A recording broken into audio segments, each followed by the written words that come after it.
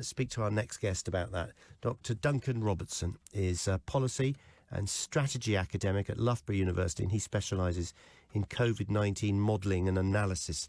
Thank you for joining us, Duncan. Your thoughts on the return of schools, primary and secondary, on March the 8th? Well, this is what the government has decided, and I think, the whole roadmap is predicated on looking and seeing what happens and then adjusting. So this is why, all the steps are basically not earlier than or, waiting really to see what happens to the number of cases. But, of course, number of cases isn't, one of the tests that are going to be looked at. It's really sort of looking at the number of people that end up in hospital. And, of course, that's predicted to go up as these interventions are unlocked. So we're expecting to see, an increase in hospitalisations and deaths. And I think the government's really trying to balance that and to make it politically manageable. Have you been surprised at the success and efficacy of the vaccines that are being used? So this is great news in terms of the data that's come out about how they reduce hospitalisations. And that's brilliant news. And I think the important thing is, there are two things. One is that you only get the protection from the vaccine yourself if you've had the vaccine. And it's really, this race between the virus and the vaccines. And at the moment, it's finely balanced. And I think, we just have to keep an eye on hospitalisations going forward. And that's what the government has said they're going to do. But, of course, once you set a list of dates, then people get those fixed in their minds. It becomes more difficult to roll those back when the data does potentially go badly. Of course, we all want this to go well and for us all to come out of lockdown as quickly as possible. But that's why these sort of fire breaks are there. And, it's really up to the government to use them.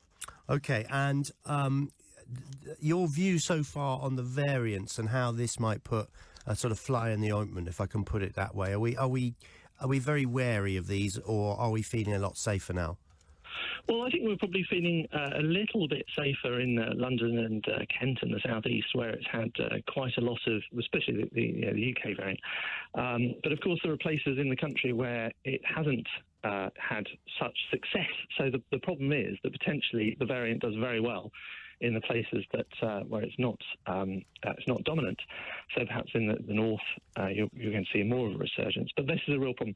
And one thing that's noticeably absent from the roadmap is the Joint Biosecurity Centre. So this was the thing that was set up after lockdown 1 and was really about the sort of analysis to see what's going on.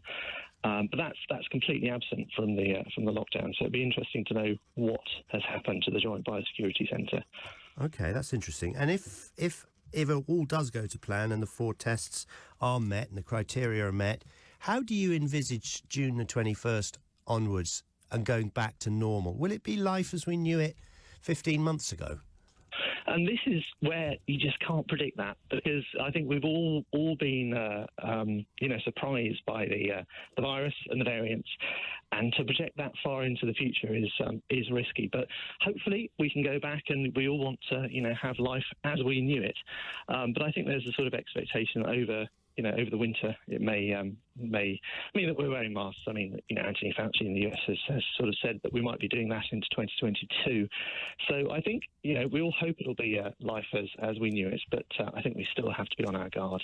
Many thanks, as always, Duncan. Dr. Duncan Robertson, who specialises in COVID-19 modelling and analysis at Loughborough University.